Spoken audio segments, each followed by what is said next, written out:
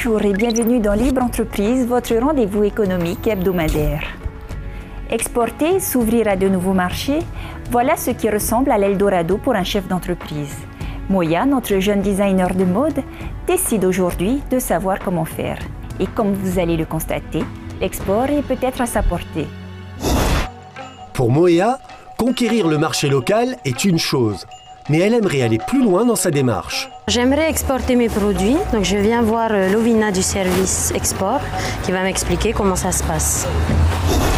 Bonjour.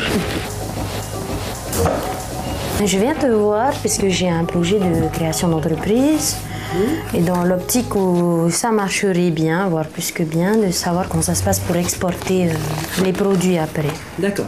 Qui dit exporter dit aller loin. Et qui dit aller loin, nouveaux marchés, nouvelle clientèle, comment aborder le marché.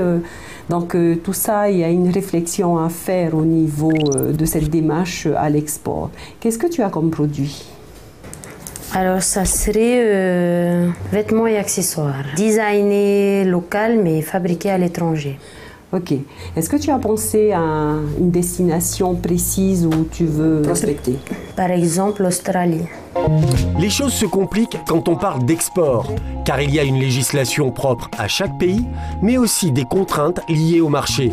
Donc là, il va falloir qu'on réfléchisse au niveau de la réglementation parce que nous pouvons bénéficier d'allègements sur certaines taxes fiscales, parafiscales par rapport à la destination finale. Là, il va falloir qu'on fasse des demandes sur les quotas des produits que tu peux envoyer. Alors, au niveau de tes documents, c'est tous les documents qui sont obligatoires à toute exportation, la facture, la liste de tes colis. Ensuite, il y a une formalité importante, c'est la déclaration douane. Donc ça, c'est obligatoire. Et une fois arrivé là-bas, il faut appliquer la fiscalité. La bonne nouvelle pour Moya, c'est qu'un festival va avoir lieu en Australie et qu'elle pourra y être présente, à condition toutefois d'être préparée. Moi, je pense que le festival de Melbourne qui est en préparation, là, ça peut marcher pour tes produits.